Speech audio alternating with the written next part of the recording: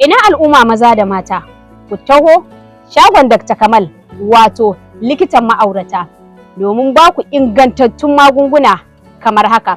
Muna da magungunan basir, typhoid, malaria, hawan jini, ƙoda, hanta da sauransu.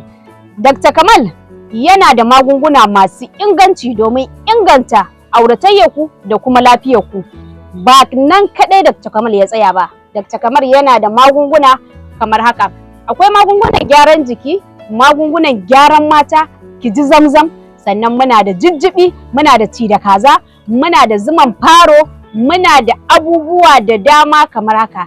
Sai kun zo za ku bani labari. Ina muku fatan Allah ya kawo ku lafiya don ku tabbatar da Dr. Kamal ƙarshen doctor kenan.